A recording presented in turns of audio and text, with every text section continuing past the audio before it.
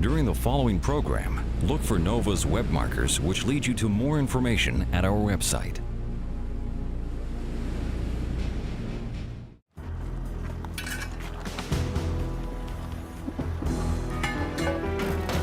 In the dark of night, a team of divers prepares for a dangerous expedition.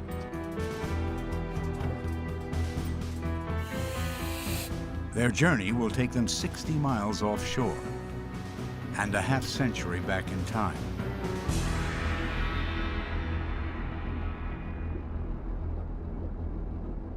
During World War II, a German U-boat is stalking the coastline of New Jersey, hunting for American ships. Suddenly, an explosion rocks the boat. In an instant, thousands of gallons of freezing water flood in. She sinks to the bottom, taking her crew to a watery grave.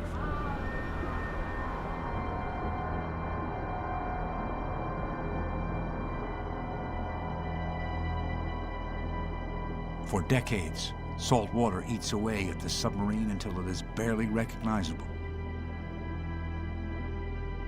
So close to our shores, no one has any idea that this U-boat was ever here. But one day in 1991, a fisherman loses his net, snagged by something on the bottom. A group of divers goes down to see what's there.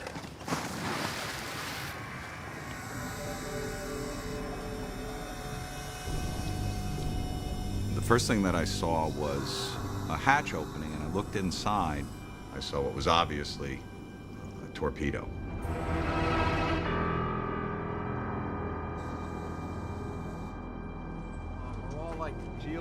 These divers have been exploring shipwrecks off the coast for years, but they've never heard of any submarine at this location. Not knowing how old the wreck is or what nationality, they report it to the U.S. Navy. And I checked some of my sources that I have here of known wrecks off the East Coast, and there was no known wreck at that exact position.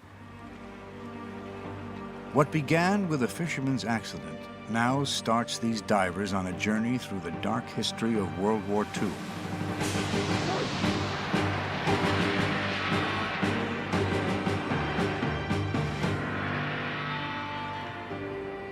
When they're through, part of the record of the 20th century's worst war will stand corrected.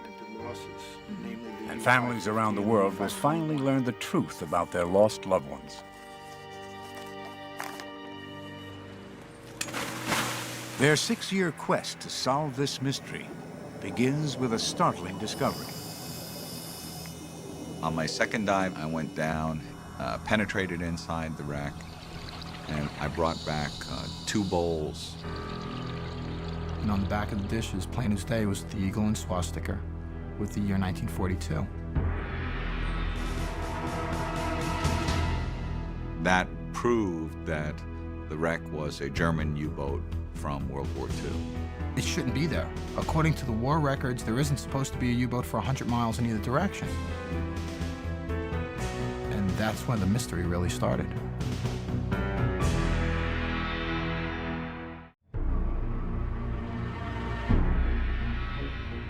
In December 1941, German submarines, U-boats, depart on a secret mission.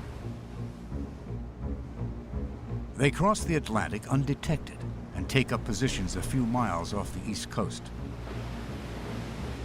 Their target is the United States. It was quite risky because we didn't know what anti-submarine warfare had to be expected. Horst von Schroeter is watch officer on U-123. We closed the shore within, say, 2 or 3 nautical miles. We smelled the forest ashore, and we saw the autos, the cars running on the shoreway. The German plan is codenamed Paukenschlag, or drumbeat. It calls for an all-out surprise attack on American merchant ships.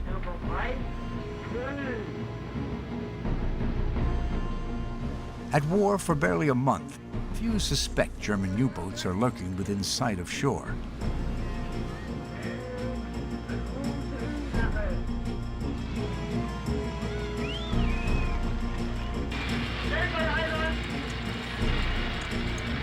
The attack begins January 13th, 1942.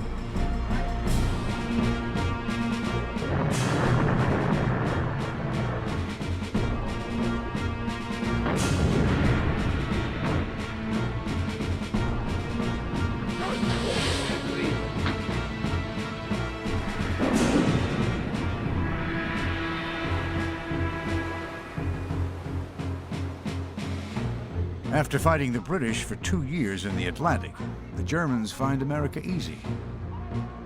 Commander of U-552, Eric Topp. Compared with the difficulties in the Atlantic War, it was a shooting of hares. It took 1 week, as I remember, only 1 week all the time, and we sank, I think, about 10 ships.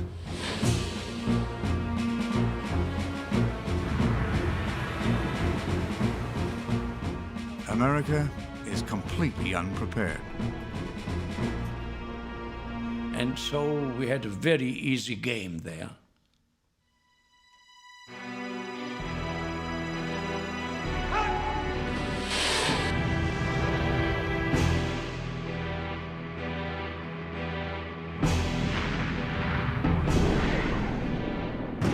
January was just a slaughter.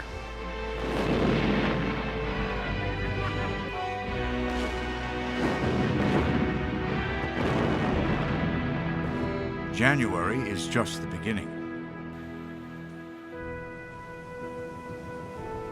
And this went on all the time.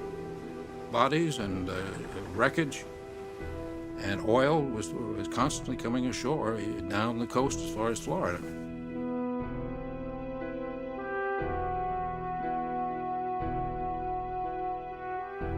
We were really afraid of them. We were scared, and because it was an unseen weapon. The U.S. Navy assures the public it has the U-boats under control. Naturally, in time of war, you put your best foot forward. The Navy was saying, don't worry, we're taking care of these submarines. We're sinking them. In actuality, we hadn't sunk a single one.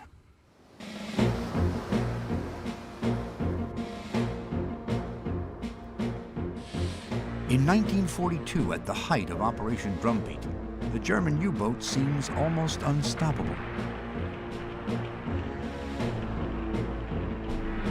But was this machine as effective as it seemed?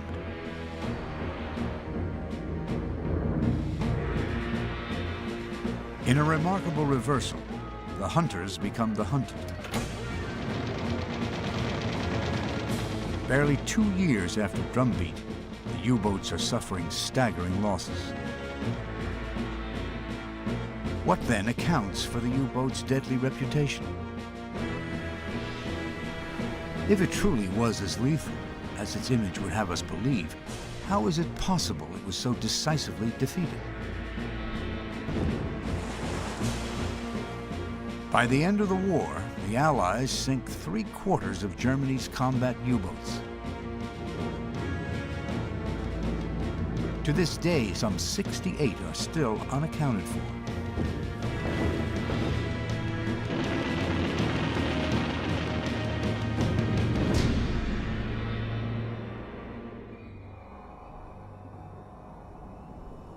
A mere 60 miles from New Jersey, this is one of the lost U-boats. But no one knows which one. First we went down, dropped our stage bottles. At that point, he went forward. I recovered some objects, but it's all fused together. Looks like they're spare gauge faces. They might have something written on them, so... For 6 years, the group of divers that discovered the wreck has been trying to learn which U-boat it is. The team leader is professional diver John Chatterton. John's partners are Richard Kohler, a businessman, and John Yerga, also a professional diver. There you go. Oh, boy. to see if we can find something here that's got an identifying mark on it. Even conglomerated. A U-boat number, a hull number, something like that? Yeah. Well, it's just You like, know what this is? just like these. Yes, it's got commands. From the commander to the engineer, or from the engineer to the commander. After an attack where they've been heavily depth charged, this would be replacement parts for that. There you go, Patrick. Every summer, these divers come here and search for artifacts, hoping one will identify the wreck. During the winters, they read and study blueprints, learning details about U-boats that will guide their diving. That is going to be the determining factor. They do this work not for money, but out of stubborn curiosity. After 6 years, they still have no answer. We're not archaeologists, but you don't see archaeologists out here trying to do this work. What we're trying to do is identify the wreck. There's no treasure, there's no loot. The payment for us is solving the mystery. We just want to positively identify this wreck, and then basically our search will be over. You agree? The first day I dove on this wreck, I said, what is this thing doing here? How did it get here? What is it? And we're 6 years later, we're still trying to answer those questions. The questions are simple, but finding answers means overcoming enormous obstacles.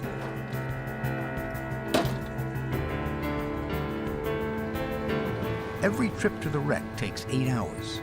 Divers leave at midnight to arrive by dawn. They average a half a dozen trips every summer. But this far offshore, the weather is unpredictable. More than half the time, rough seas at the wreck site mean they cannot dive. Even in good weather, the diving is difficult and dangerous.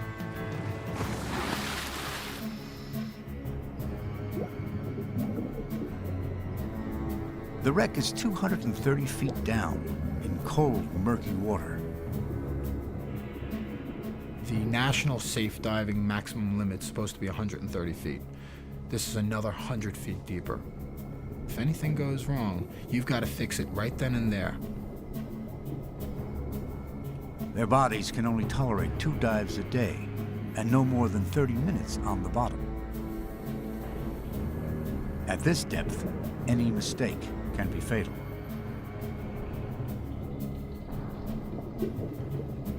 But for these divers, the quest has become an obsession. No matter what it takes, they are determined to identify this U-boat. This wreck will not give up its secrets easily. After a half-century underwater, it now scarcely resembles a U-boat. But some of its original features, like this gun mount, can still be discerned. The port side rudder, one of 2 which steered the boat. A massive propeller, halfway buried in sand.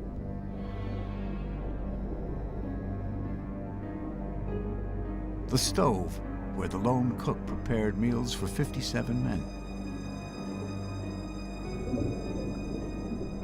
The officers' quarters.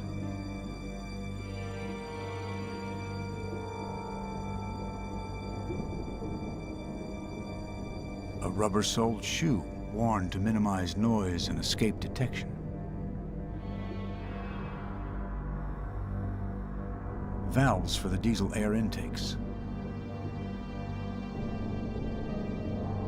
Gauges for the diesel engines.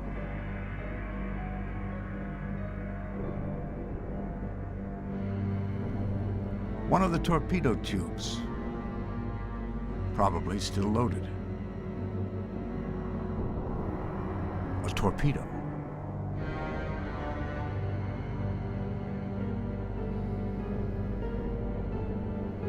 Germany built more than 1,100 of these stealthy machines during the war.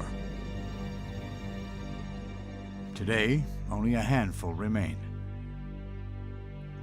One of them is on display in Chicago. U-505 was captured by the U.S. Navy in 1944. 250 feet long, 22 feet wide, weighing 1,100 tons, this boat had only one purpose: to destroy.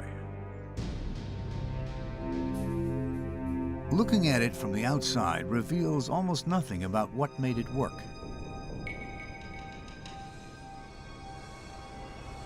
Inside, it is a claustrophobic tube crammed with weapons and machinery. Torpedoes. These half-ton underwater guided missiles were the U-boat's primary weapon. They were stored and launched from 2 torpedo rooms, one at each end of the boat.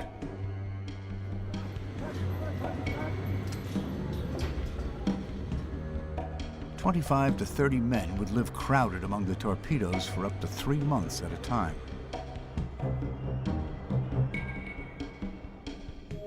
On the surface, 2 9-cylinder diesel engines drove the boat up to 18 knots, with a range of 11,000 miles. Underwater, electric motors took over, running off batteries located under the floor. But they had less than a quarter the power of the diesels. Submerged, the boat rarely went faster than 2 or 3 knots, with a range of barely 70 miles. Nor could it stay down long. 20 hours was about the limit before the batteries ran out and the crew starved for oxygen.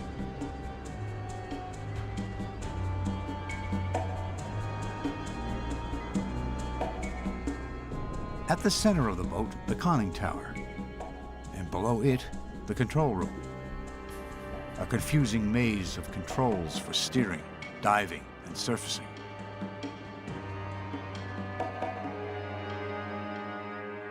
It took about 9 months to build a boat like U-505, and it cost roughly $500,000.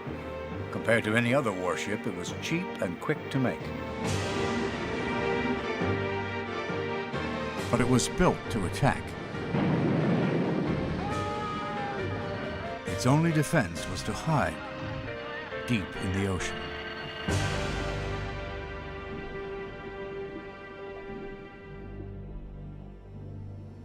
There, its survival depended on its pressure hull. Not visible from the outside, the pressure hull is the submarine's only protection against the ocean. A long tube of circular ribs covered with steel plate. It's all that stands between the crew and thousands of tons of seawater.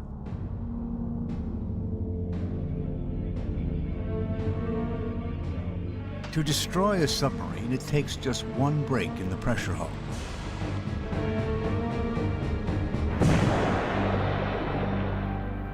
The ocean does the rest.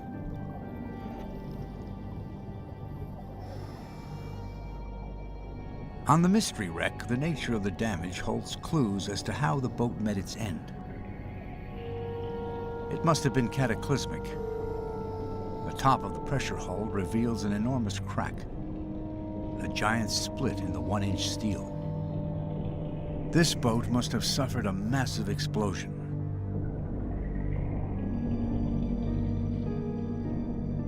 The damage is centered in the control room. The conning tower is blown completely off the wreck.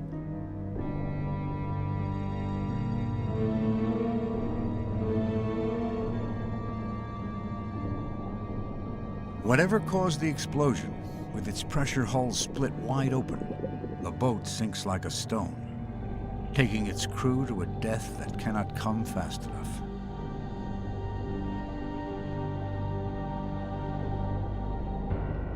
Whichever U-boat this is, its crew must have known the risk of venturing into the deep.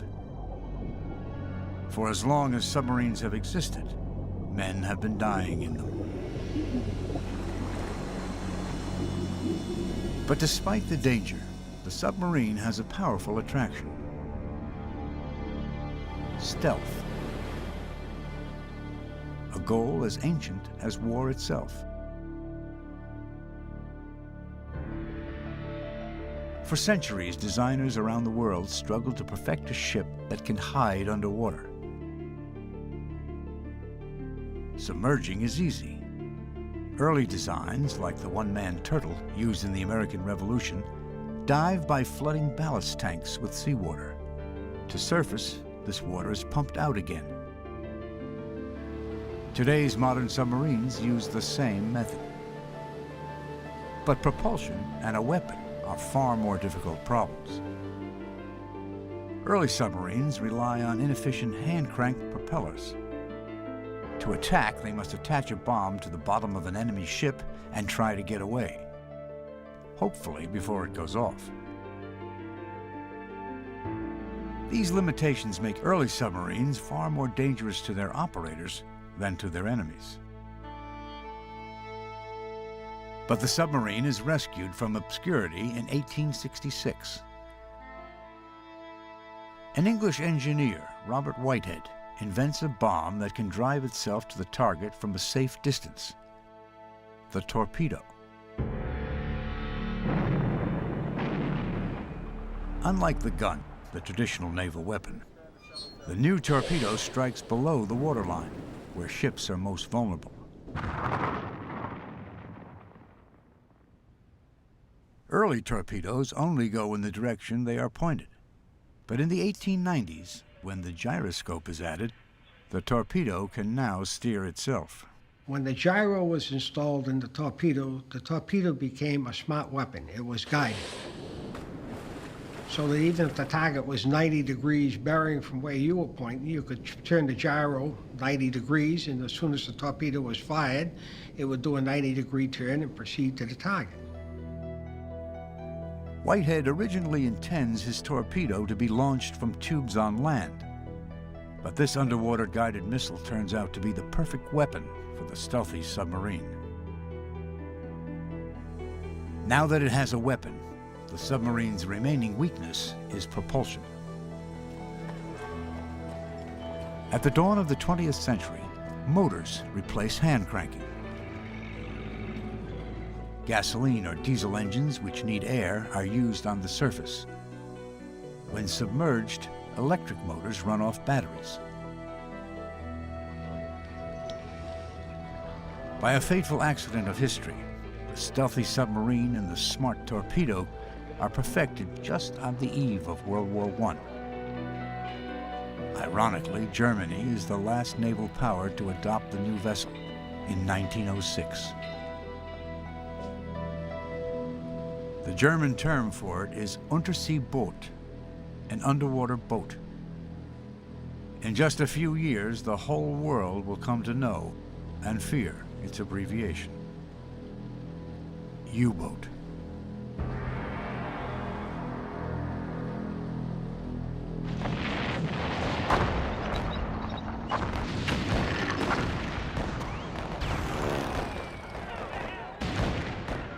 As World War I begins, the submarine is not expected to play a pivotal role. But only 6 weeks into the war, a single German U-boat, U-9, sinks 3 British cruisers in less than an hour. The world is astounded. The loss of all these cruisers and 3,000 men was a shock. It was like a Pearl Harbor for the British.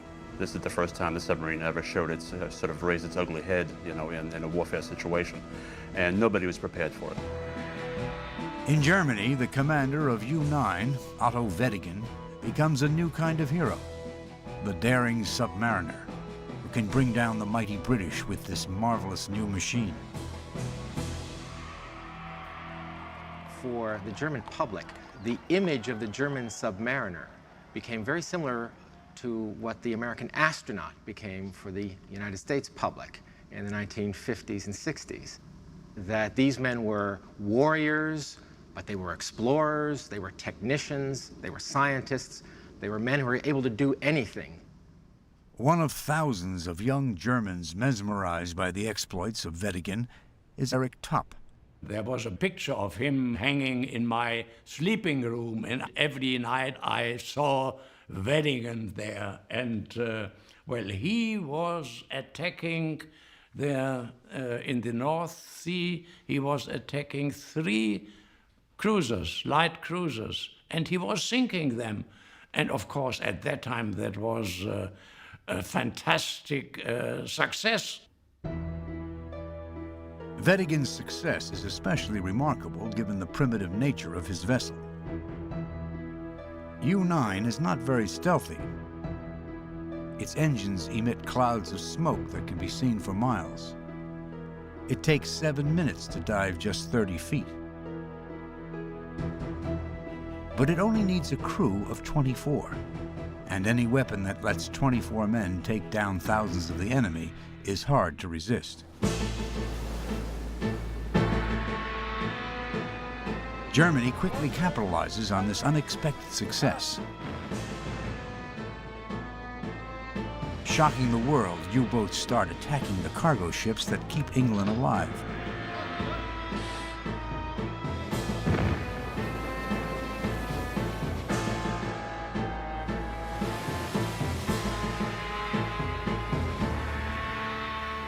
But shock turns to outrage when a U-boat sinks the passenger liner Lusitania in May 1915.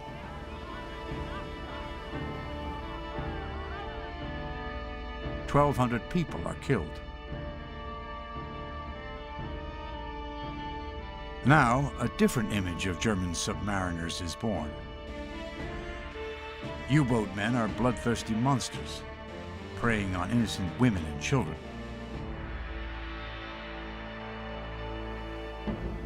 But despite the world's condemnation, the stealthy submarine is too effective not to use. There is nothing to stop it. In Britain and America, scientists rush to develop weapons for anti-submarine warfare, or ASW. The first new device that results is the depth charge, a bomb set off by water pressure. It explodes once it reaches a certain depth.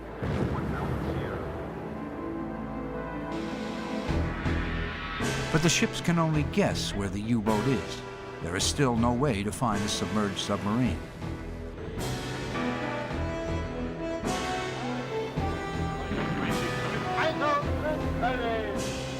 In April 1917, U-boats sink 1 out of every 4 ships that sails for England.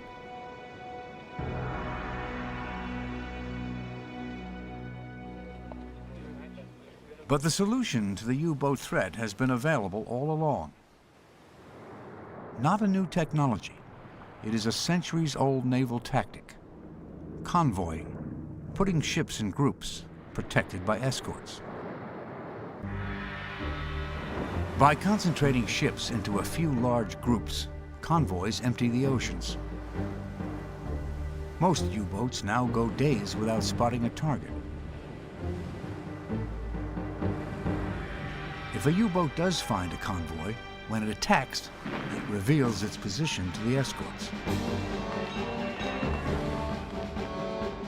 The escorts are all armed, so it's shifted the balance. A well-protected convoy would lose ships, but at the same time the escorts would get submarines, and it shifted the whole calculus of the equation.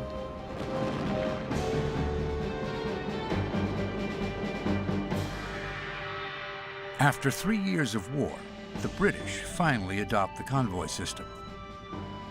It is a smashing success. In 1917, U-boats sink 3,000 ships. In 1918, only 134 ships are lost in convoys. In November 1918, Germany surrenders. The first submarine war in history is over. In only 4 years, this new weapon has sent over 5,000 ships to the bottom of the sea. And that was 1/4 of all of the ships that existed at that time. So this unproven experimental submarine of the turn of the century turned into a major maritime threat. When Germany surrenders, the Allies confiscate all her U-boats. But as the world celebrates peace, one U-boat captain is sitting in a British prison camp planning a response to the convoy. His name is Carl Dönitz, and he is already preparing for another submarine war.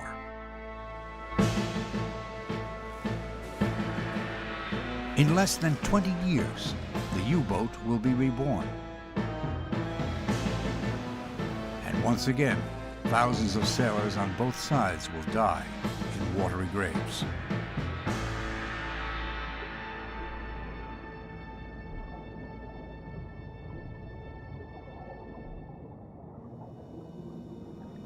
There are hundreds of U-boat wrecks lying on the ocean floor. 5 were sunk off the American coast, their positions recorded by the U.S. Navy.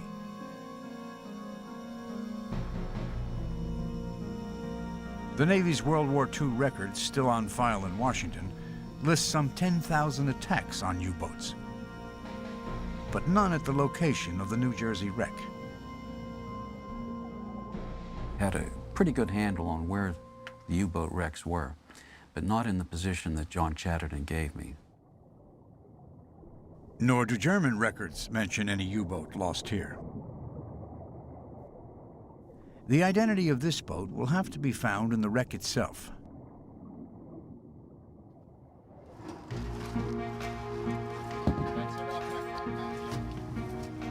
The divers begin making regular trips to the U-boat. They start searching randomly for any object that might contain information. At first, they are confident, even overconfident. We'll come out here and we'll identify the wreck. How hard could it be?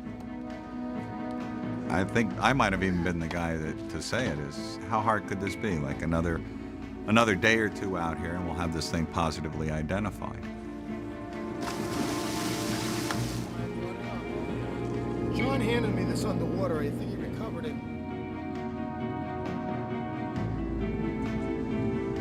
It was like a flurry of activity. We figured we'd have this thing identified in no time.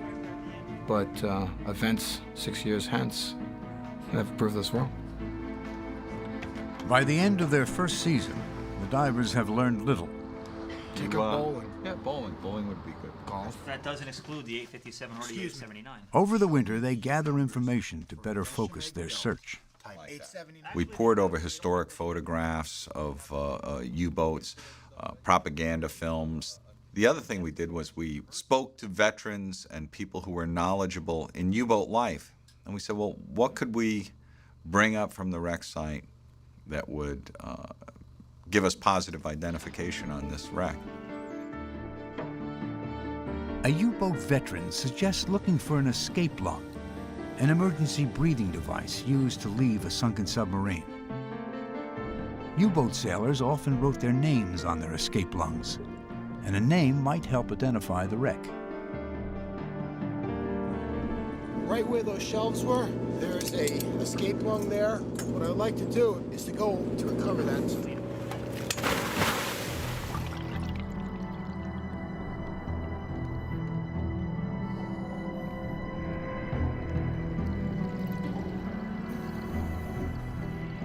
In dive after dive, they sift through the debris and locate several escape lungs.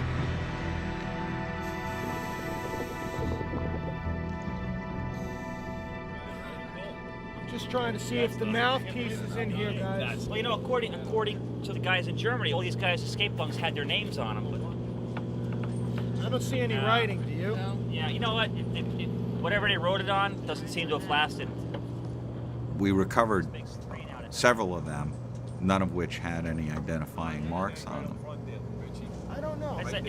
Keep that plate, keep that plate. The escape lungs proved disappointing. By now, the divers have been through most of the wreck without result. But there are two crucial areas they have yet to search. We've been everywhere inside the wreck with the exception of the diesel motor room and the E-motor room. And unfortunately, we just haven't been successful. You know, The electric motor room may hold the key. The divers have learned that boxes of spare parts stored here were often marked with tags bearing the U-boat's number. But reaching the electric motor room means passing through the diesel room. And the divers learned early on that the diesel motor room is perhaps the most dangerous place in the wreck. I got my body halfway in the opening, and I saw the cables hanging and all the debris just jutting out at angles. Kind of lost my nerve. It spooked me. You've got exhaust manifolds, pipes, plumbing, flanges, cables galore. All these objects just trying to grab you, it seems at times. And not only that, because the diesel motor room has all this huge equipment, you could bump into it, and that's when it chooses to break free on top of you. One over ground that we've already looked at. Right. We're rehashing it. You didn't come out with anything, did you? No. Everywhere else we've been to at least once. Having exhausted all other possibilities, the divers feel they have no choice. They will attempt the dangerous passage into the E-motor room. So we got to go where we haven't been.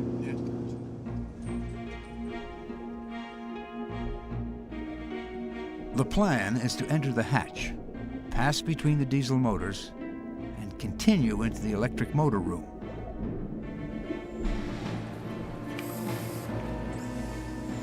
The attempt begins.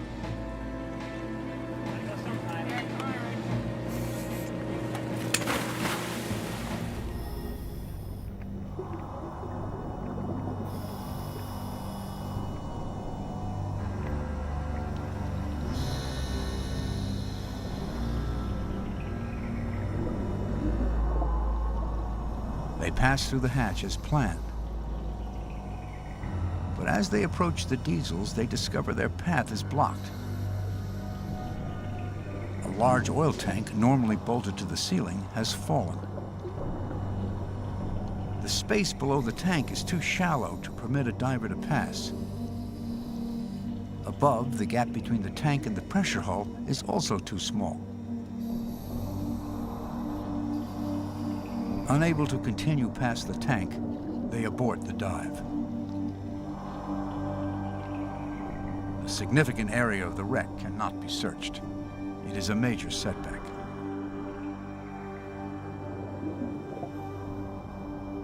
But the dive is not a total loss.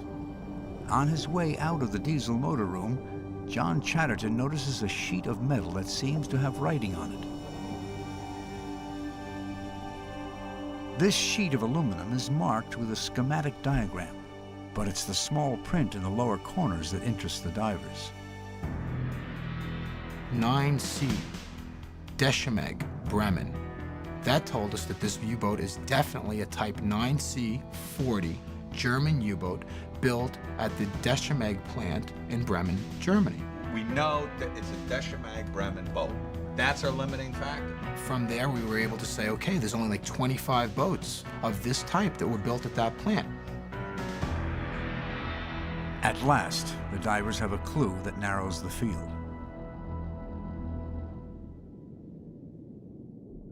For this wreck to be a Type 9 is not surprising. The Type 9 was a long-range boat used to patrol distant waters off Africa or America. It is designed in the 1930s as Germany starts to rearm. After World War I, the Germans are banned from having any submarines. But in 1935, the British allowed Germany to once again build U-boats. The British are confident they have nothing to fear because they now have ASDIC, or sonar, to locate submerged submarines. But Karl Dönitz, commander of Germany's new U-boat force, thinks ASDIC is overrated. It only works underwater, so he will use his U-boats in a way the British are not expecting. Dönitz wanted to use the boats more as surface torpedo vessels, vessels that could submerge and escape danger, but which would do most of their damage on the surface. To overcome convoys, Dönitz will use group attacks, Large numbers of U-boats will silently stalk convoys by day, then swarm in at night for the kill. Dönitz calls this the wolf pack. Like an antibody in the bloodstream destroying a virus, they will converge on a convoy. So what he needs are massive numbers of U-boats to accomplish that. But Hitler doesn't wait for the boats to be built.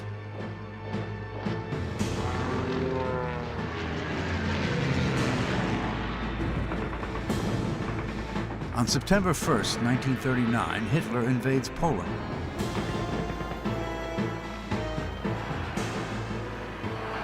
Two days later, England declares war on Germany. The German Navy has only 57 U-boats, a fraction of what Dönitz needs. Still, he has not forgotten the lesson of Wedekind in World War I, who showed the world the power of a single U-boat. Dönitz plans a daring mission. He will send Günther Prien in U-47 into the home port of the British fleet.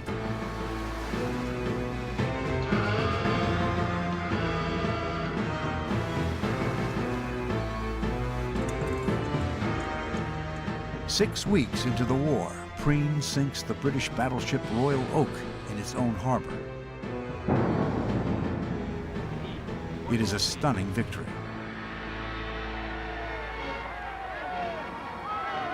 In Germany, Prien becomes a legend.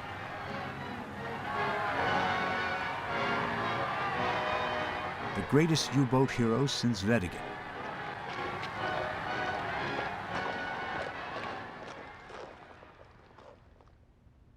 Just as Dönitz predicted, Asdic has made the British overconfident.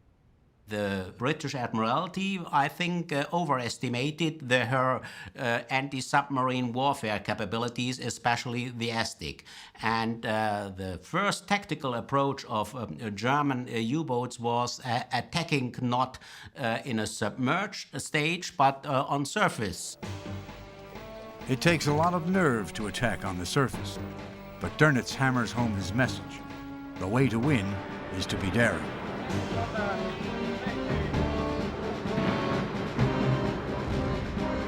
He's going to be the kind of leader who will constantly push his people to be as aggressive as possible, on the edge of being caught or being sunk, always on the brink of perhaps recklessness. But he believes that only that will bring the victory in the end.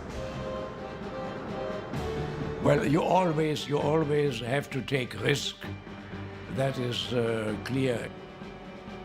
But it was a thin line. I had to be aware that I was responsible for my crew. On the other hand, my task was to sink ships. The U-boat men call this the happy time. A desperate Winston Churchill turns to America. The U.S. Navy begins escorting British convoys carrying vital supplies. 6 months before Pearl Harbor, America is fighting an undeclared war against the U-boats. One of those U-boats is commanded by Eric Topp. In the early morning of October 31st, 1941, he spots a target.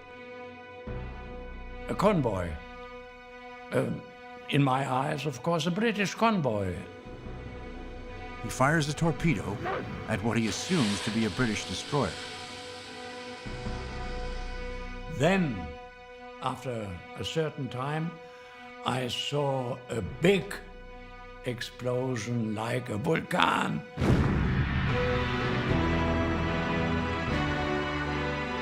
But the destroyer Topp has sunk is the USS Reuben James, technically a neutral ship. It is a mistake Topp will never forget. After the war, I heard more than 100 men had been were killed in the fire in the explosion in the cold water, and that I never forget in my life. It is like a shadow that is lying over my life.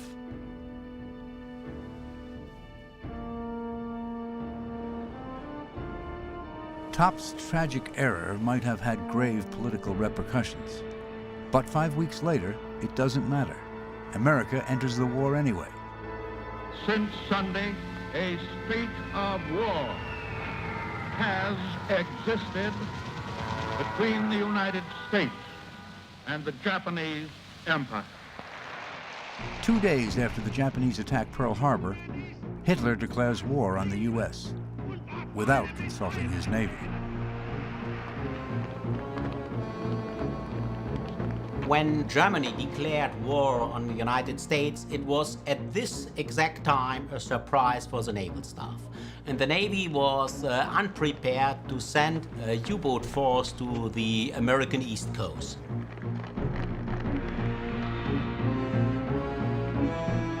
Dönitz has only 5 U-boats available, but he wants to attack as quickly as possible before the Americans have a chance to organize convoys.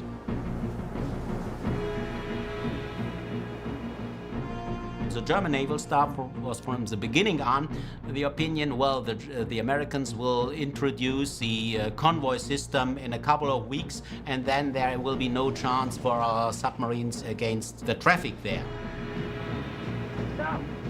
But weeks become months, and still there are no convoys.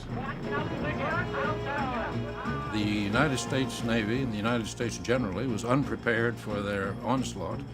The ships, the merchant ships that operated along the coastline, used their radios openly, plain language.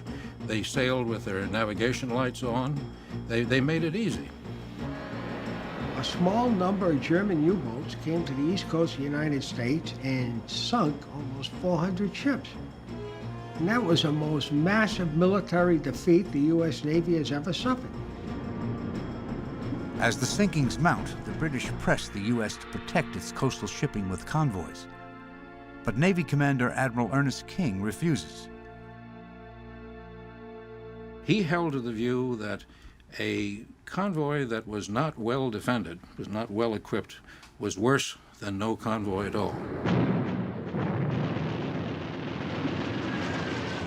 With a 2-ocean war to fight and much of his fleet sunk at Pearl Harbor, King simply doesn't have enough escort ships. Admiral King was not a friend of the British, but neither was he a fool. Defending cargo ships isn't King's only problem. He also has to worry about American troops sailing for England. We had to make a choice of whether we used our resources to protect troop ships or cargo ships. This is the key. And Admiral King said, we're going to protect the troop ships. We will not lose one troop ship. Even as U-boats are sinking hundreds of merchant ships, the Navy escorts over 150,000 American troops across the Atlantic. Not one is lost. By May, 5 months after Operation Drumbeat began, King finally has enough escort ships to begin coastal convoys. And when they did, the sinkings by U-boats practically dropped to nothing. The U-boats pull back into the Atlantic. Drumbeat is the U-boat's greatest victory of the entire war, but in the end, it accomplishes little. It did not knock us out of the war. Our oil was coming from Texas by pipelines, and the U-boats couldn't sink the pipelines. Drumbeat was not an Atlantic Pearl Harbor. That's not the case at all. Never again will large groups of U-boats attack the U.S. But until the last day of the war, single boats continue to come right up to our doorstep. Lone wolves on the prowl.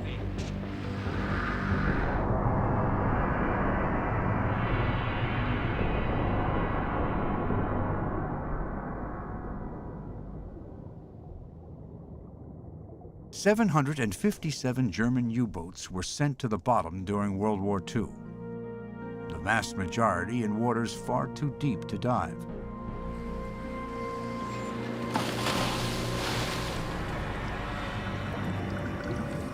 In theory, at 230 feet, this New Jersey wreck is also too deep. Going to this depth on scuba technology is an invitation to trouble. And early on, trouble strikes. We had a fatality. And I can't say it really was unexpected, because we've had fatalities deep diving before on other deep wrecks like the U-boat. While down at the wreck, one of the divers, Steve Feldman, becomes unconscious and is swept away.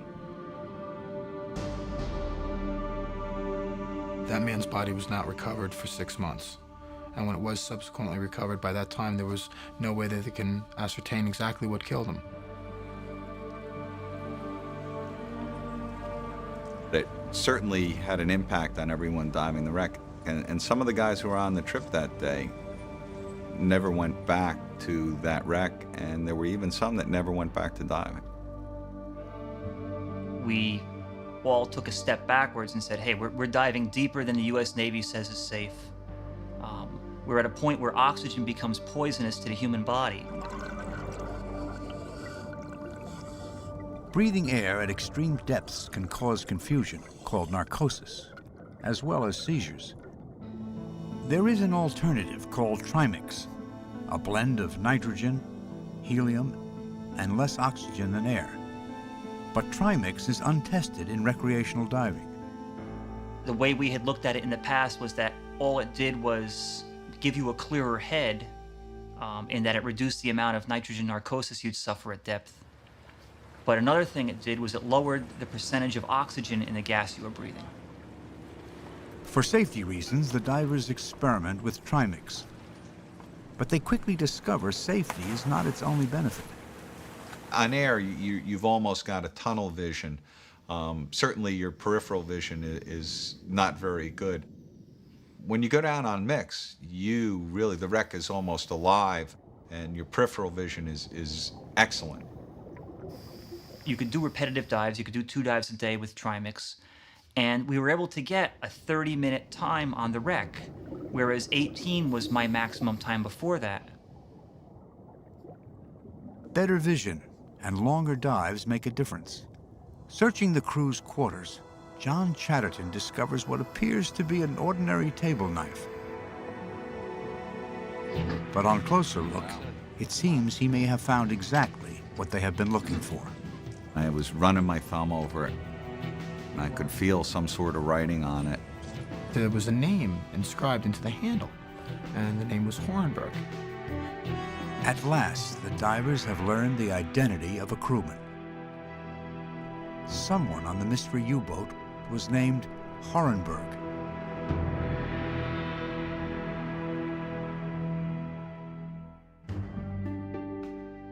Whoever Hornberg may have been, he was one of 45,000 men who served in U-boats.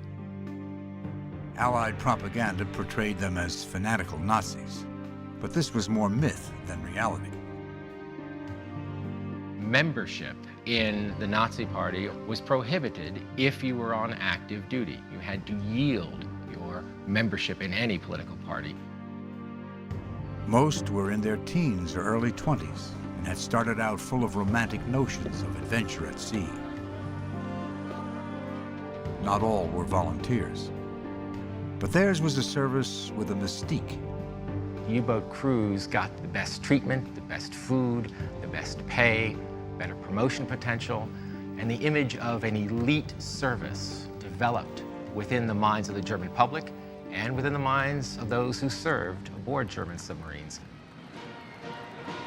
You know, when we came back, there was a big show in the harbor. Flowers and ladies welcoming us. And what the submariners did on board became present to the whole population in Germany. Darunter befanden sich etwa 200 Tanker mit fast 1,5 Millionen Bruttoregistertonnen. Newsreels made with actual combat footage were used to glorify the U-boats. But the newsreels never told the terrible truth about the odds of survival. Nearly 70% of the men who went to sea in U-boats died in them. Some 28,000 men shared the same fate as Horenberg.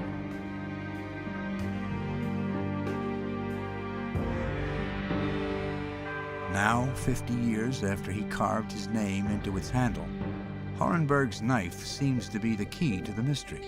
H-O-R-E. If the divers can learn who Horenberg was and which U-boat he was on, they may have identified the wreck. Brad Sheard was standing next to me and he slapped me on the back and he said, that's it. You've identified the wreck. All you have to do is find Horenberg.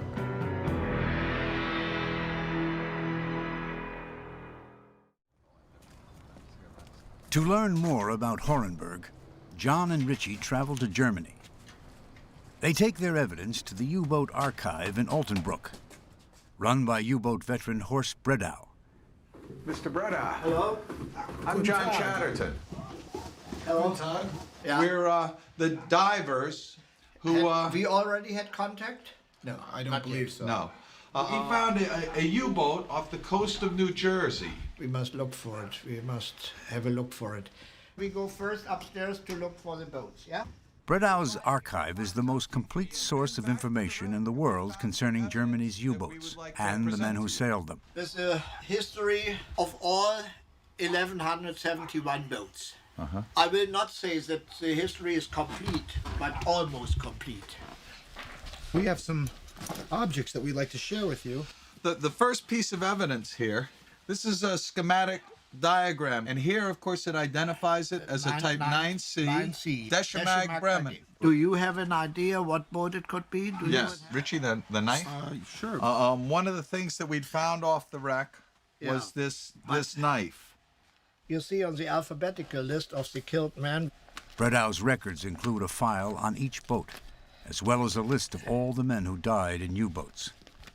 Horenberg. Remarkably, Bredau finds there was only one man named Horenberg in the entire U-boat service. His first name was Martin. Look, Horenberg, Funkmeister. These are alphabetically listing of all killed men. Yeah, and there's only one Horenberg. Only one Horenberg. Is the spelling the same on the knife? Yeah, the same. It's just the same. It turns out that Martin Horenberg served on several U-boats. The boat he died on was U-869. But according to Bredau, 869 cannot be the mystery wreck. Horenberg was a crew member of 869, and this is the boat sheet of A69. And here you see, it was lost at the 28th of February 1945 in the Middle Atlantic, near Rabat.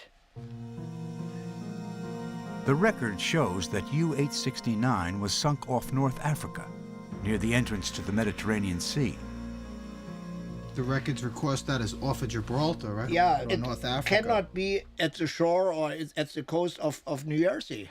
It seemed pretty conclusive that this submarine with the U-869 is sunk off Gibraltar. So how did Horenberg's knife get on this submarine?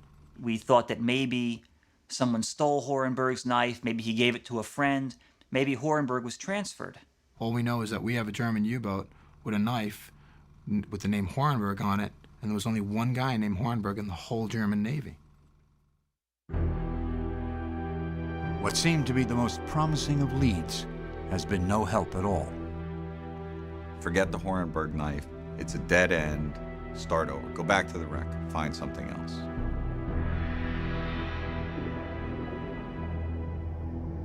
The more the divers learn about this wreck, the more enigmatic it becomes.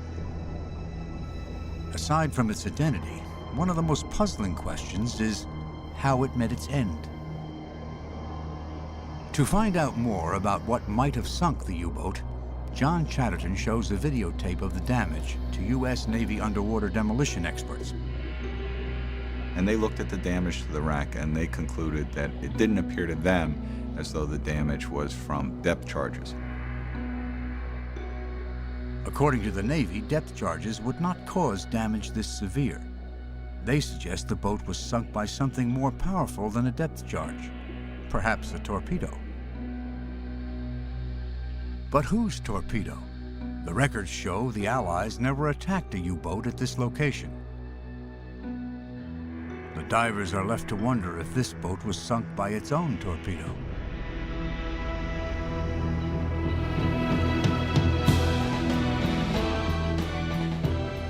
Perhaps the U-boat spotted a ship, fired at it, only to have something go disastrously wrong.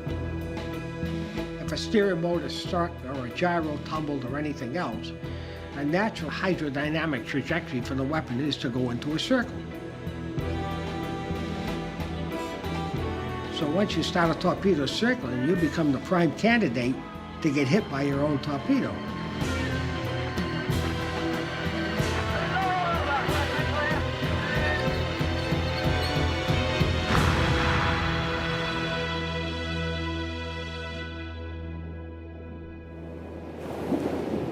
If a U-boat crew suspected their own torpedo was circling back, their only hope for escape would be an emergency dive. It begins with the order, alarm.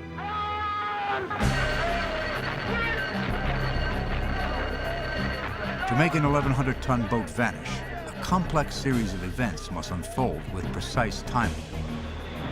In the diesel motor room, the crew shuts off the diesels and closes the air intakes. Now the electric motors take over. The commander gives the order, Fluten, flood the tanks. Valves are open, letting seawater into ballast tanks.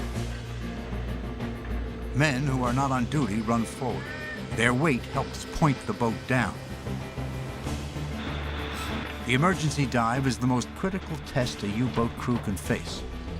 Seconds mean life or death.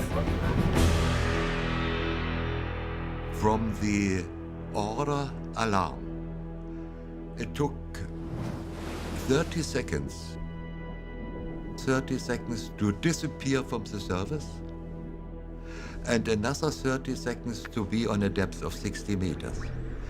But that was only possible with a well-trained crew, of course. And 30 seconds can be a long time in war.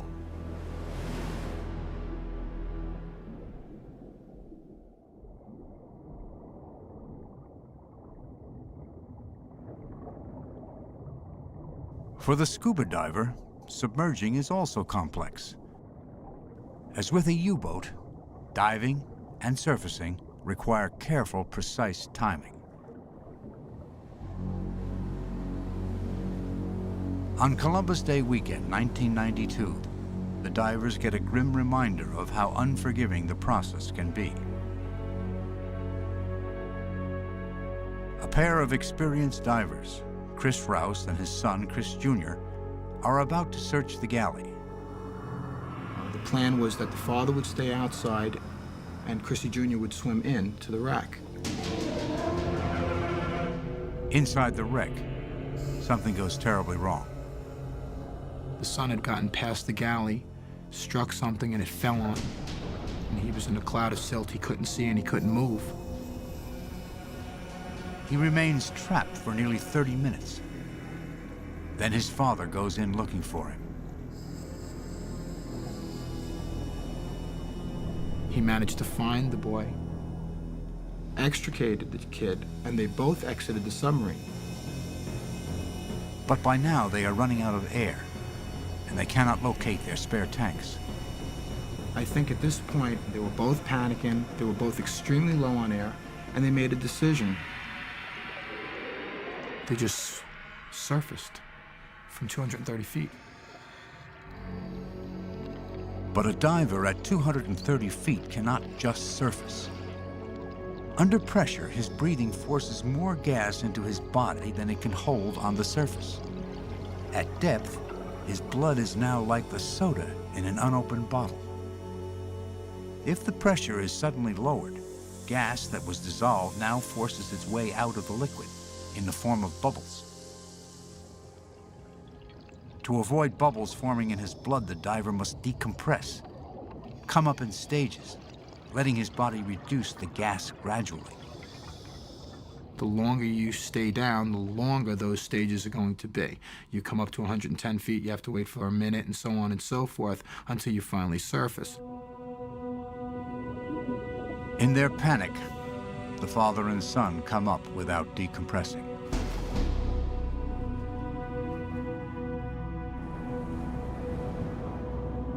Their bodies are still saturated with inert gas. No longer under pressure, this gas begins bubbling out of their blood.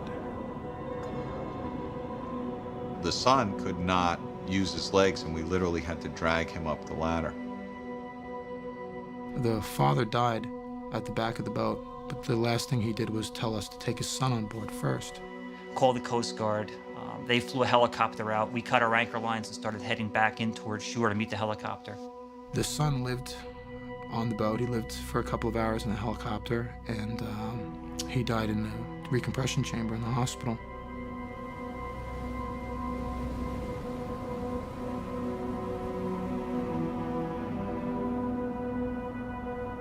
Three divers have now died on the U-boat. John Yerga is starting to wonder if the risk of continuing is simply too great. When the father and son team died, I looked at those two guys and said, I don't know that I belong here. If these guys, knowing as much as they did, died diving this wreck, what am I doing going to these depths and making these kind of dives? The following week, John and Richie go back to the wreck to shoot video and analyze what went wrong. It was a very somber dive. To see their equipment strewn about the wreck with their name on it. They were good divers. And every dive I've made ever since then, that's in the back of my mind.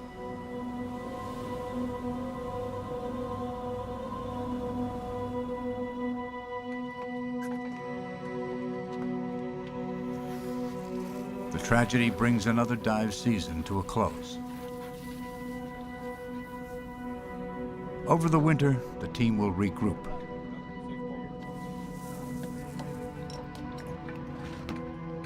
It's not that we didn't think about that incident very seriously, but I don't think there was ever any consideration that maybe we should stop.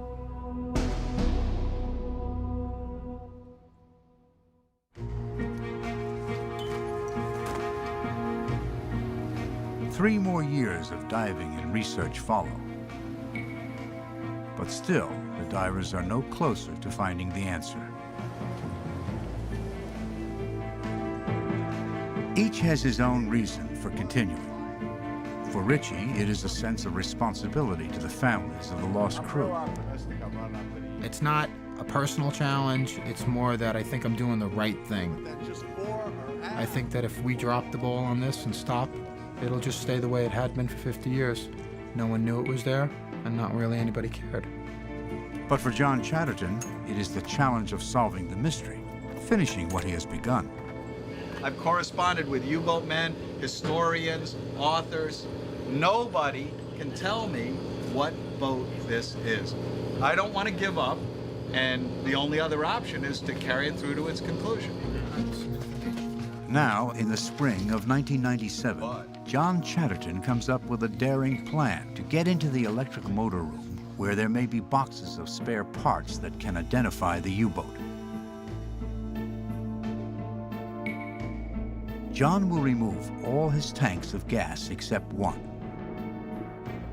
Pushing this single tank in front of him, he will squeeze his body through the narrow space above the oil tank. Once past the obstruction, he'll put his tank back on and proceed into the E-motor room. To Richie, it seems foolish. It's not worth it to me. I'm not going to do that. It's too dangerous. I have kids. I don't think that it's a safe thing to do. We have to figure out a way to get in there. Yeah, there's the potential for somebody getting hurt, for pushing a little too hard. I'm not 100% sure I can make it, but there's also experience and skill and ability, and I rely on that. And then up and over the top of that. Tomorrow morning, John Chatterton, with thousands of hours underwater, will make the most dangerous dive of his life.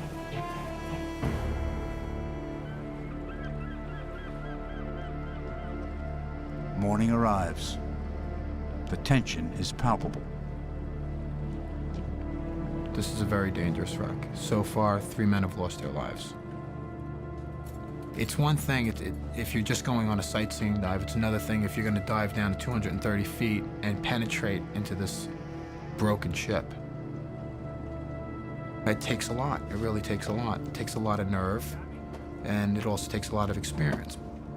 Richie, if it looks like I'm having trouble, you give me as much time as you think you can safely give me to let me work it out myself. Anything that's 3 taps, 3 tugs, or 3 punches means trouble. And we're out of there. Got it. Cool? Yep. Let's do it. Hang on.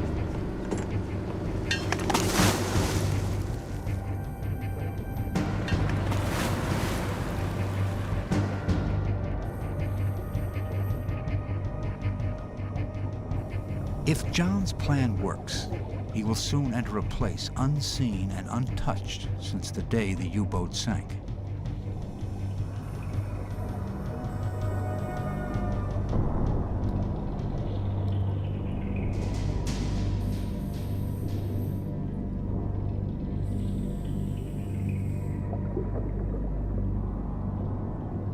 With Richie's help, John secures his decompression gases and removes his single tank.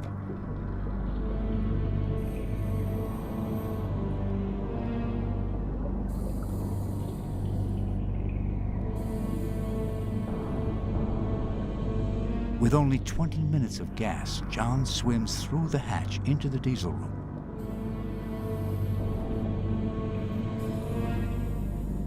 Richie follows.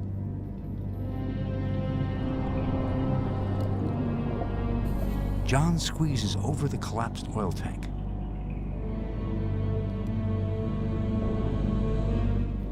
Once past the oil tank, he's on his own. He plans to be back in 10 minutes.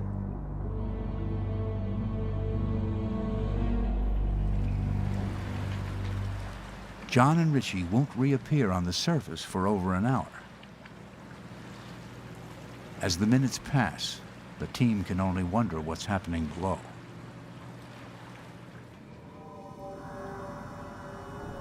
While waiting for John, Richie searches the diesel room for artifacts.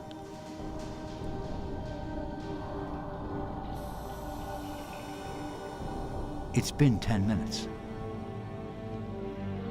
Richie can see John's light faintly in the distance. He squeezes in for a closer look.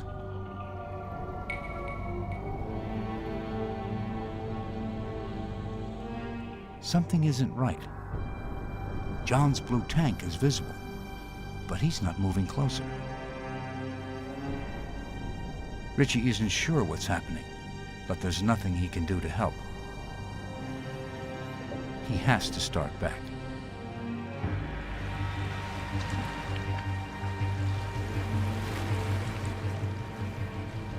The divers on deck know John is running late, but they don't know why.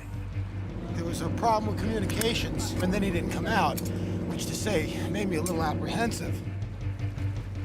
Finally, John appears.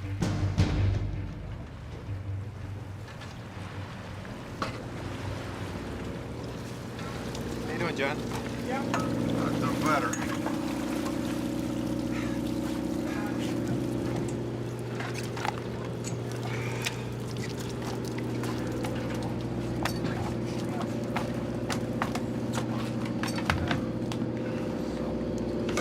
Tried to pass you the camera back. Right. Which I figured you were done filming at that point. I got in there, I got my tank back on, and I pulled a big piece of wreckage from the starboard diesel motor. I mean, a piece of manifold or something. It wasn't a pipe. Accidentally? Well, yeah, I didn't do it on purpose. No, because when you went in, you kicked a piece off. It's going to be on the video, and it hit me, and that's why a big long piece of heavy steel. I tried to get out from underneath it, and then it like swung down around and landed in my lap. And it wasn't so heavy I couldn't lift it up, but I couldn't get it off of me. So what did you do for 20 minutes on the other side of the engine? I'm not being wise. I spent the whole dive trying to get the steel off of me.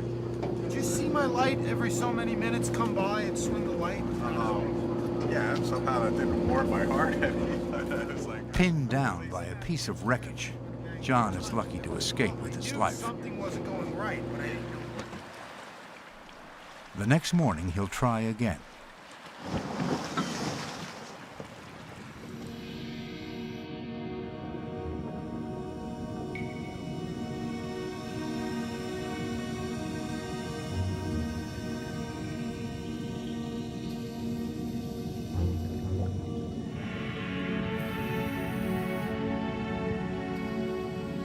With John past the obstruction, Richie hands him the camera.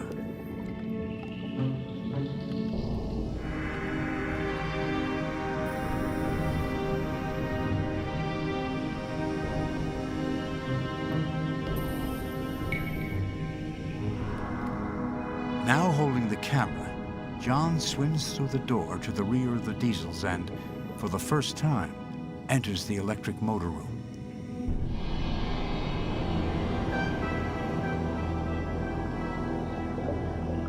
On the right, controls for the electric motor.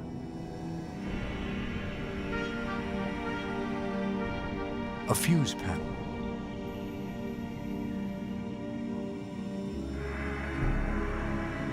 Spare parts boxes. If John can break them loose without causing debris to collapse, one of these may finally identify the wreck.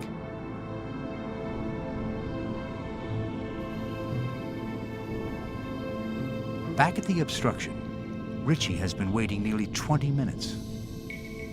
The memory of yesterday's near disaster fresh in his mind.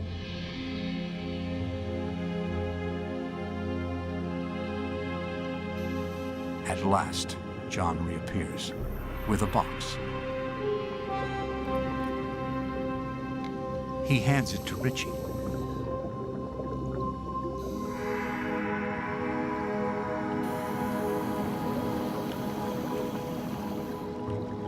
They send it up on a lift bag.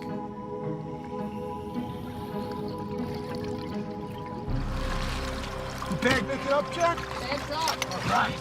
It went right according to plan. John went in. I stayed on top of the obstruction.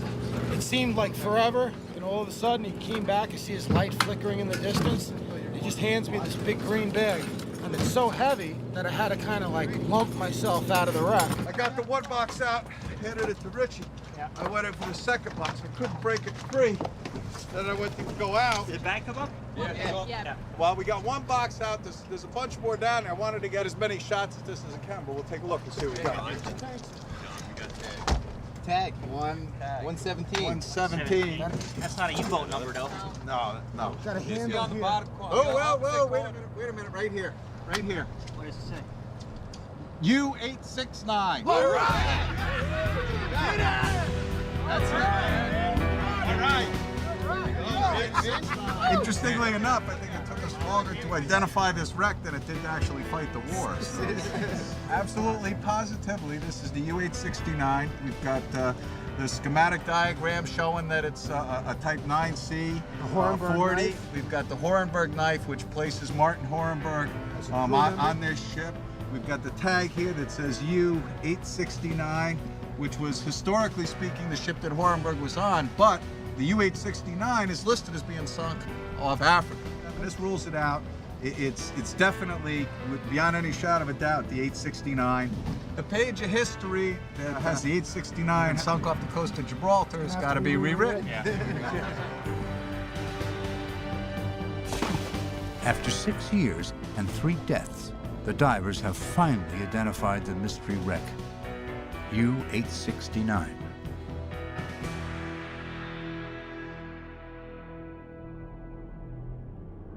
But now, a new mystery emerges.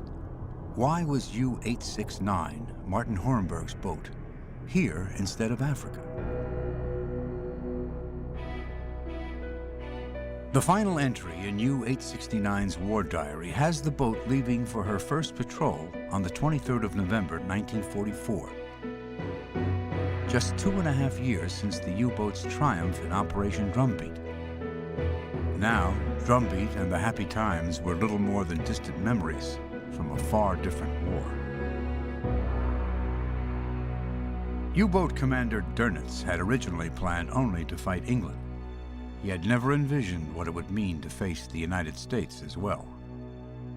Most of the German military and political elite underestimated the capacity and the resources of the United States of America. One of America's most important resources is science. At universities and research centers, scientific teams are developing new technologies to hunt U-boats. And they initiated a fairly heavy effort on this, including MIT, Harvard Underwater Sound Laboratory, Columbia University, Western Electric, Bell Labs, sort of a all-to-the-wall effort. One focus of the scientific effort is radar. Since the 1930s, German scientists have also been working on radar.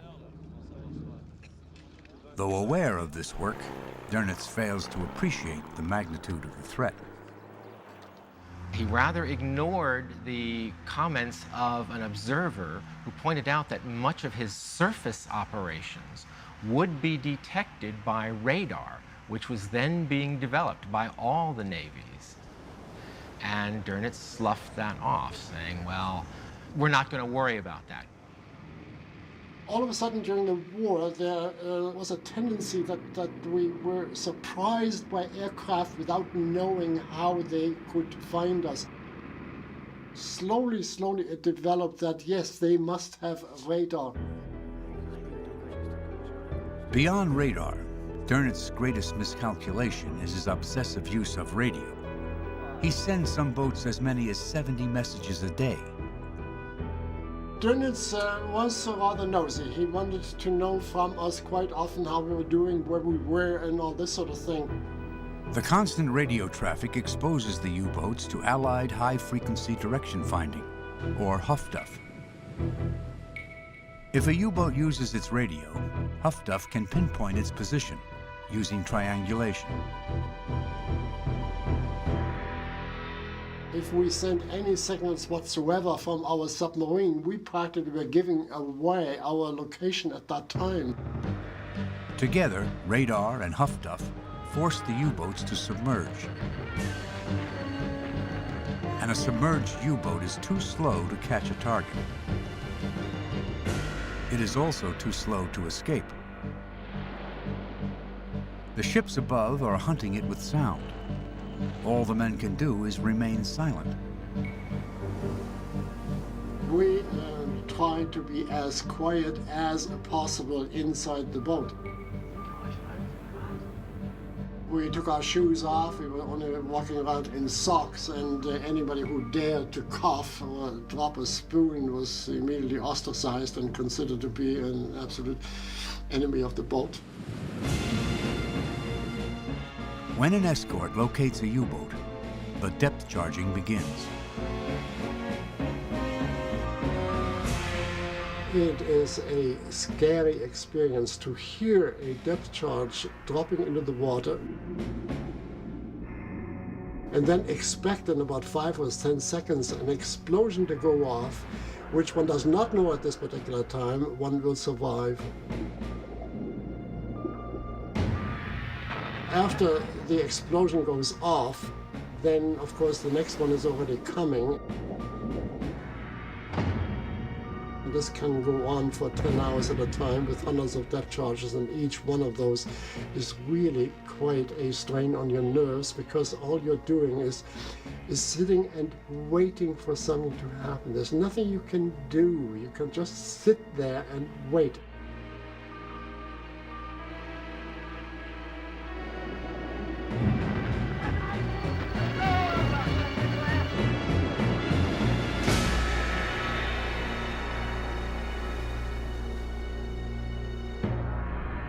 Slowly but inexorably, the Allies are gaining the upper hand. The turning point comes in a single month the U-boat men will forever remember as Black May. May 43, when in 1 month 41 submarines were destroyed. The hunters of the early years had become the hunted of the latter years. The happy times had changed to what we called the saure Gurkenzeit or sour pickle time. We didn't have any fun out there anymore. In the autumn of 1943, a crisis in morale began to develop within the U-boat service, simply because there was the obvious recognition that they were outmatched by the Allies. It became very questionable. Why do we go out there? When our flotilla chief could say to us when we left, never mind sinking ships, just come back, please.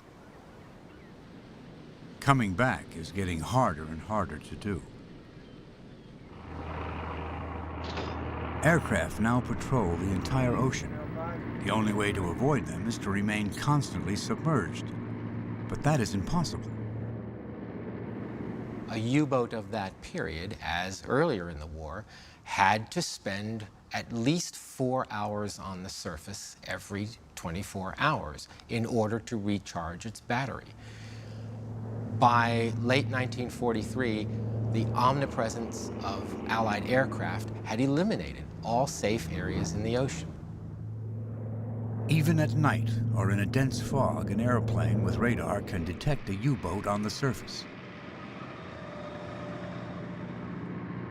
Strangely, U-boat command has long ignored a Dutch device that allows a submarine to remain submerged.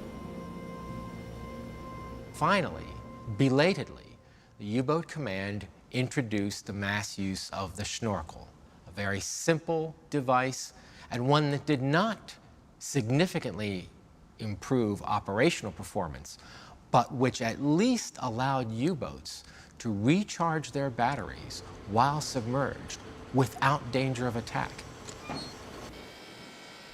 The snorkel is a mast that can be raised like a periscope. It sucks fresh air into the boat for the diesels and the crew and vents poisonous exhaust out. The snorkel allows U-boats to stay hidden, but their slow underwater speed cripples their ability to hunt. What Dönitz really needs is a design revolution. A vessel that can remain constantly underwater. The concept argues that we have a submarine, a vessel, whose natural habitat is below the surface and not on the surface.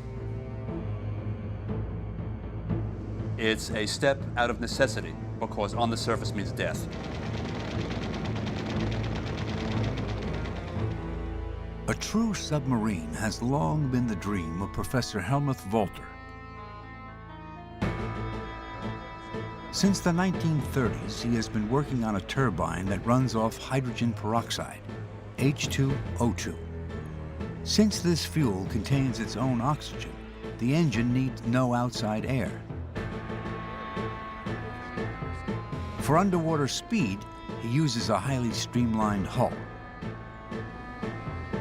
During 1940, in utmost secrecy, a Walter prototype is tested and reaches an astounding 30 knots underwater, 4 times faster than any submarine in the world.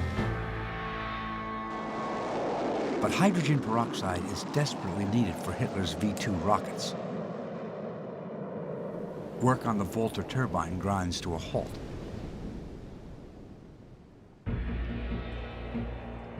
But Walter's use of streamlining becomes the inspiration for a new U-boat that will revolutionize submarine war, the Type 21. On the surface, it uses ordinary diesel engines, but its electric motors have 5 times more power than a conventional U-boat. With its massive banks of batteries, the Type 21 is actually faster underwater than it is on the surface. Gone are the deck guns, platforms, and railings. The Type 21 is not intended to fight on the surface. In the long history of the submarine, this is the first true underwater craft. They could replenish their air through the snorkel, they could recharge their batteries, and doing 17 knots submerged was absolutely unheard of. The US Navy and the Royal Navy had no way to respond to it. This is what gave ASW officers and surface ships nightmares. But the Type 21s aren't ready until the last week of the war. I had one of these Type 21 submarines, and I was the second boat that went out 1st of May 1945. So it was too late. The Type 21 U-boat will redefine the future of the submarine. But it has no effect on the outcome of the war for which it was designed.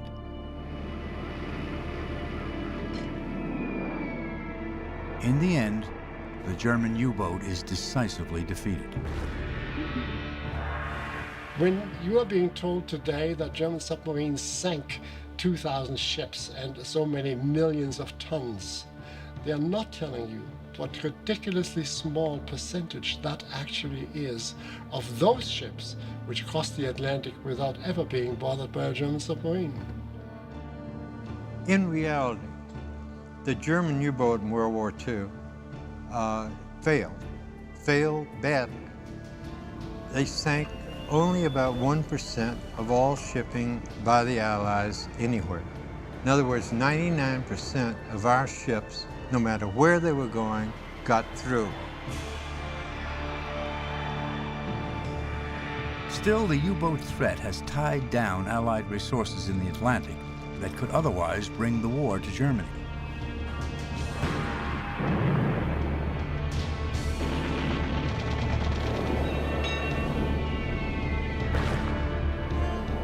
Hitler always said the U-boats are my first line of defense.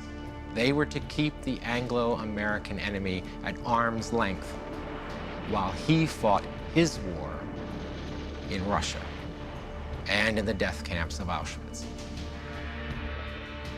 To satisfy Hitler, the U-boat crews are deliberately sacrificed. In the closing months of the war, the life expectancy of a U-boat man is barely 60 days. Yet Dönitz keeps sending them out.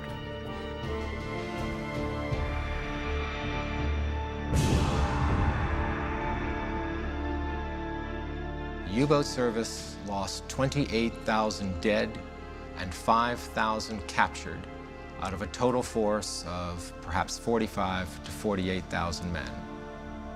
A permanent casualty rate of over 70%.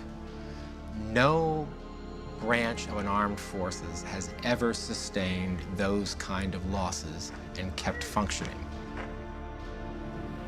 In spite of the fact that of 10 submarines leaving port, perhaps 2 were expected to come back and 8 were not, when we left, we were absolutely sure we were going to be one of the 2 which would come home. This, of course, is a totally irrational approach to the problem, but it helped us go out time and time again.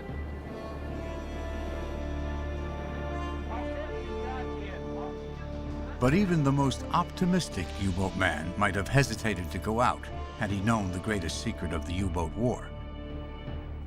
The Allies have broken the German code. By decoding Dönitz's radio messages, they know where each U-boat is headed, even before it gets there. A machine called Enigma encodes all German messages.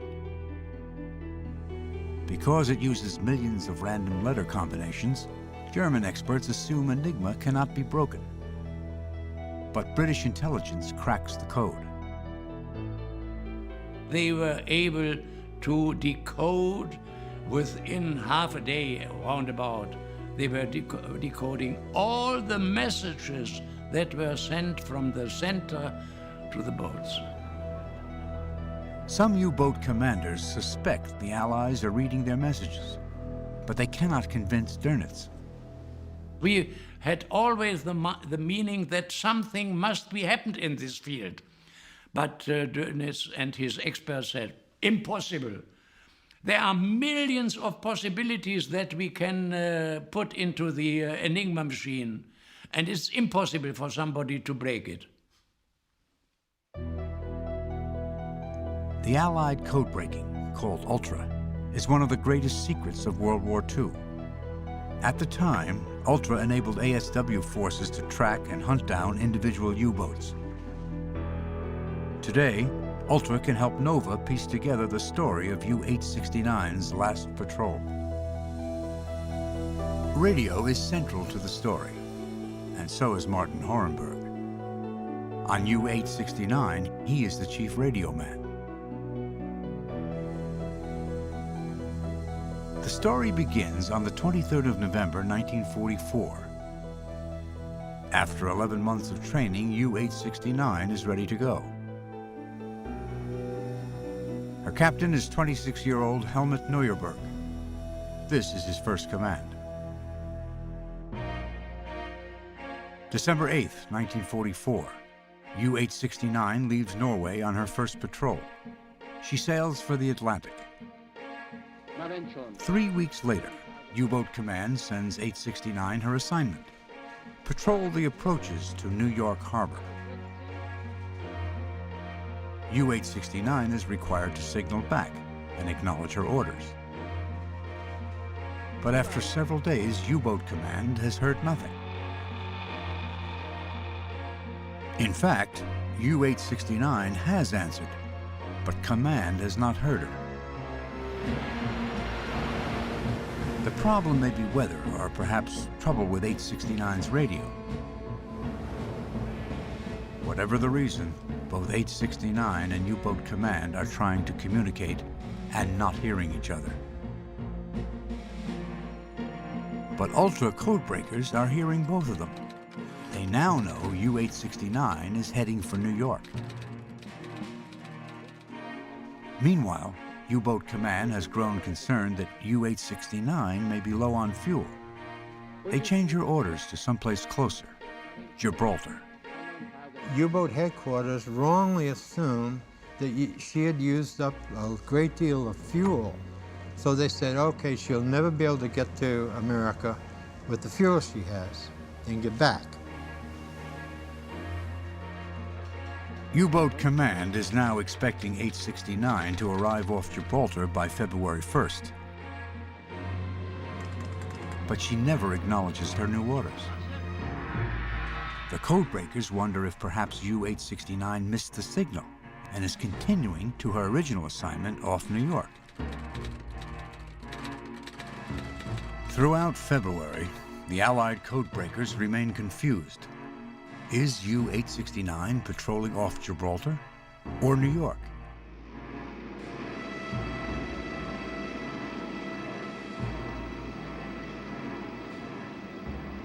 Wherever U-869 went, by March 5th, the codebreakers assume she is now probably homebound.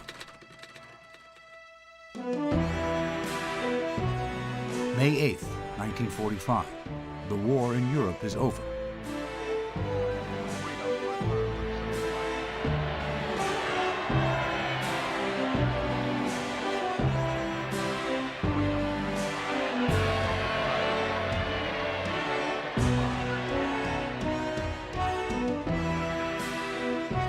Germany signs the surrender.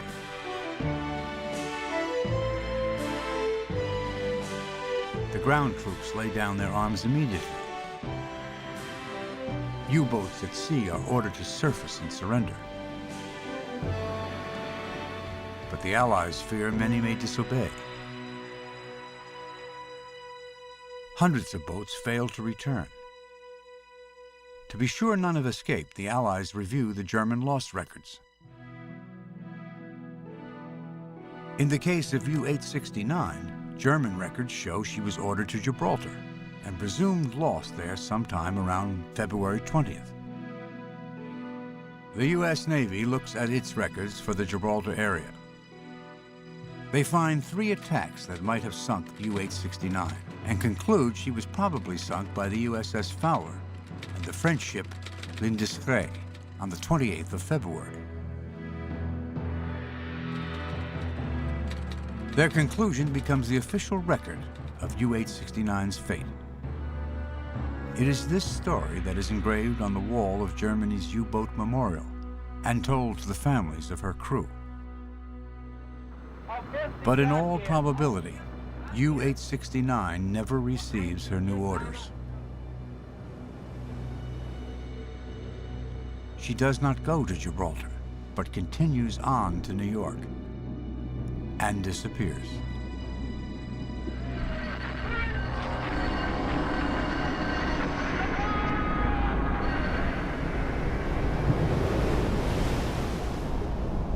Until half a century later, the divers uncover her story.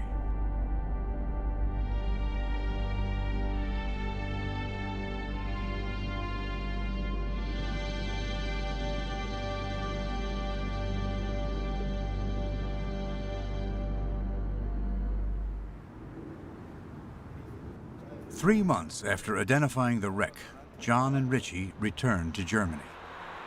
Again, they visit Horst Bredau's U-boat archive, this time to correct the official record of U-869. When I came here to see you last, we had the Horenberg knife. That is the problem. Because Horenberg, I will show We've you. done some research on this. Yeah, but look, Horenberg. Bredau is not easily convinced. He has a hard time believing his records are wrong. He was killed on U-869. That's the U-boat that we've been working on. On U-869, and now I'll show you.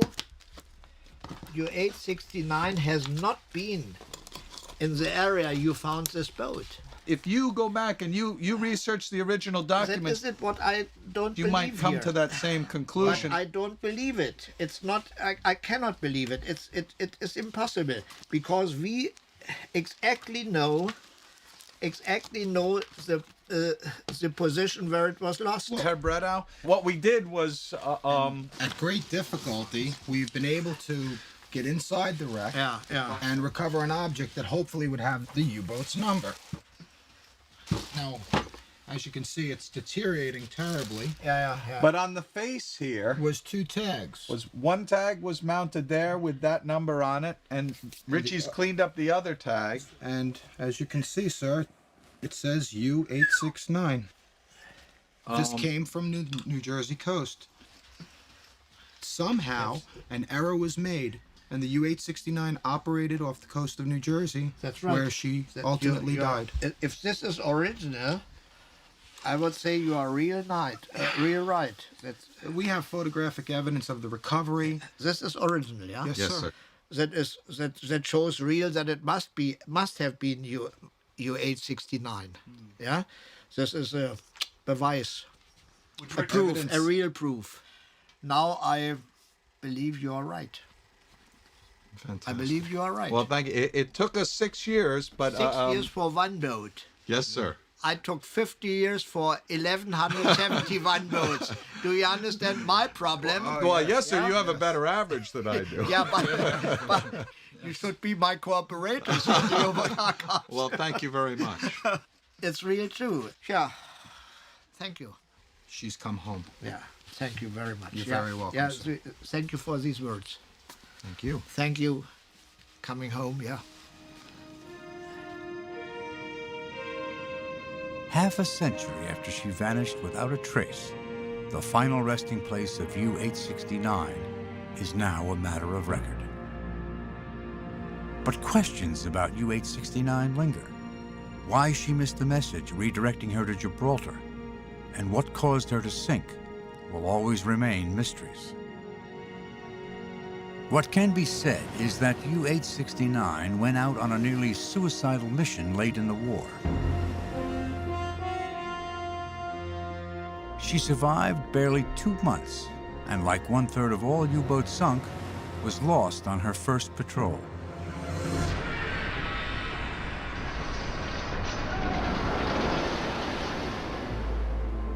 Radio man Martin Horenberg had been in U-boats since the war began. It was practically a miracle he was still alive when 869 sailed. Little is known about the other crewmen, but 3 families have been located.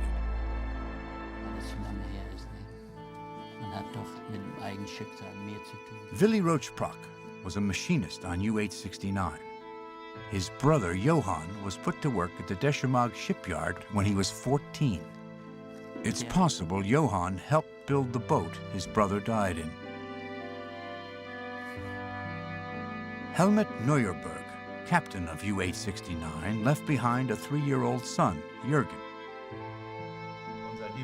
Today, Jürgen is a doctor in Hamburg. Before his father left, he wrote Jürgen a farewell letter. Soon, Papi must go with his U-boat in the sea, and we all hope that we will see us again in peaceful times. That's the last I see of my father. Seaman Otto Britius would have had his 20th birthday in February 1945, right around the time that 869 sank. Today, Otto's sister lives in Maryland, a few hours from the New Jersey coast. Her name is Barbara Bowling. All she's ever known about her brother's death is that he was lost in a U-boat off Gibraltar. Richie Kohler has gotten her address from sources in Germany. Now he's come to tell Barbara what the divers discovered about her brother's boat. Well, he was born in a little village in Germany. The name of the village is Dernbach, and his name was Otto Bretius. He was very skilled. He was very good with his hands. So I don't know whether they picked him because of his background, of his schooling he had. Otto was picked for the U-boats when he is barely 17. He never returns. The family is told only that Otto was lost off Gibraltar. That is what Barbara still believes. They were declared missing, but my dad needed to know more. So he wrote them, and this is basically the letter coming back saying that the U-boat U-869 was running low with fuel, and it was declared missing the 20th of February 45. And then it says, I had hoped that I would have had better, news for you about this. So I guess my dad always hoped, he wanted to know, I found an unknown German U-boat off the coast of New Jersey. And me and my partners were diving, and one day we went out and we accidentally stumbled on this U-boat. So we tried for the next few years to recover items from the wreck, and we found a knife, and on the knife's handle was a name, and the name was Hornberg. And I wrote to the VOST organization in Berlin, and I requested information about this. Well, they gave us a U number based upon that, but they said it can't possibly be that U-boat because that U-boat was not ordered to New Jersey. Don't tell me it's that one. Don't tell me that was Otto's U-boat. We positively identified the U-boat last year by bringing out tags out of the engine room that say U-869. And I came here because I wanted to tell you that I found your brother's boat. And I'm positively... I'm sorry. That's all right. I mean, all these years we had thought, my father, he believed, he was there, and now he made it to the coast of New Jersey. Yes. Unbelievable. 60 miles offshore. But basically nobody, they all perished. They all perished. It's my theory, and I have backing from many naval experts, that the explosion which sank this U-boat was most likely self-inflicted. The torpedo failed and came back in a circle, and they sank. I have brought for you my report on the U-869, which documents everything that we've done for the last 7 years. And on the cover is a drawing of what that's how it was. That's how you found it. That's exactly how we found it. It's just mind-boggling. He made it all the way over to here, over to America. I'm just totally stunned. Yeah, he's close. He's actually close. That's all I can say. He's close to us. And that's a good feeling.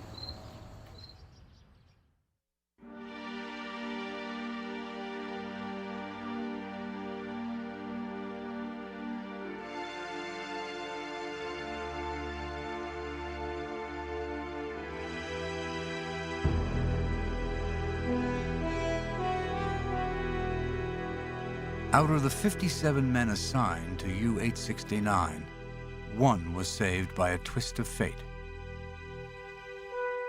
Just before the boat left, Herbert Gashevsky was hospitalized with pneumonia and missed her departure. Like the families of 869's crew, he always believed his boat was lost off Africa, until he saw this program. Ich habe es nicht glauben können. I couldn't believe it. I just couldn't believe it. For 55 years, I thought the boat was off Casablanca, off Morocco. Knowing it's in a different location doesn't really change anything. But since I saw this film, I have been very moved. I feel all stirred up inside. I have nightmares. It's all come back to me. The war, all we went through, all we had to endure for no reason.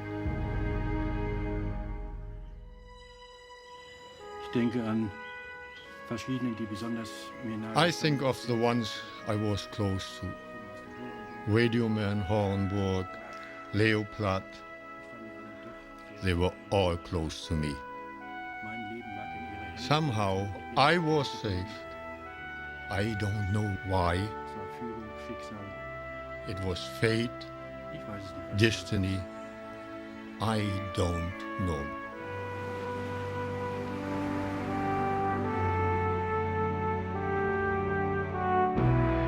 For most of us, World War II exists only in photographs and moving pictures, distant in time and place.